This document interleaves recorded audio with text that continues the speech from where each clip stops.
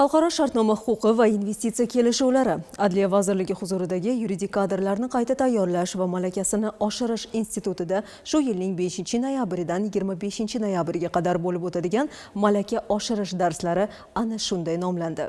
20 kunlik mashg'ulotlarda dunyoning 8 ta yetakchi yuridik kompaniyalaridan xalqaro ekspertlar tinglovchilarga dolzarb huquqiy mavzularda ma'ruzalar o'tishmoqda.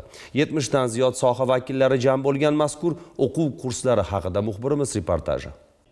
Bilamizki, O'zbekiston faol ravishda Jahon savdo tashkilotiga a'zo bo'lish ustida ish olib bormoqda. Bu jarayonda mamlakatimiz manfaatlarini xalqaro miqyosda munosib ifoda etadigan yuridik kadrlarni tayyorlash, ularning bilim va ko'nikmalarini doimiy oshirib borish muhim ahamiyat kasb etadi. Tashkilotchilar 20 kun davom etadigan xalqaro shartnoma huquq va investitsiya kelishuvlari mavzuidagi o'quv kurslarini tashkil etishda ham shu kabi maqsadlarni ko'zlashgan. Xalqaro standartlar asosida tayyorlangan yuridik kadrlar biz uchun juda ham muhim. Aynan shundan kelib chiqib, mazkur yuridik kadrlarni xalqaro standartlar asosida professional o'qitish kurslari tashkil etilmoqda.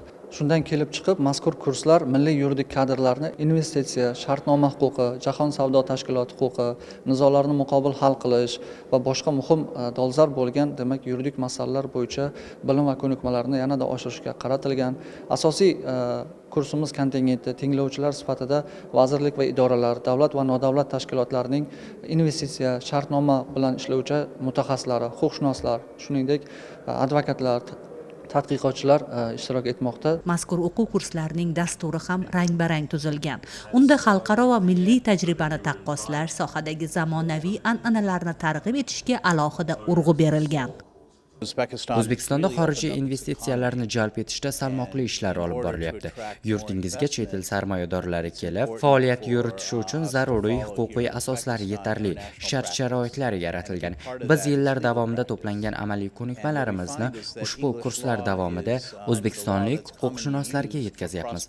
O'zbekiston xorij investorlari uchun ochilmoqda. Men bugun qurilish, savdo hamda energiya ta'minoti bo'yicha shartnomalarni tuzish bo'yicha ma'ruzalar qildim. Bizga berilayotgan eng yaxshi imkoniyatlar bu o'sha xalqaro shartnomalar orqali, xalqaro spikerlar orqali ko'proq tajribalarga ega bo'lyapmiz.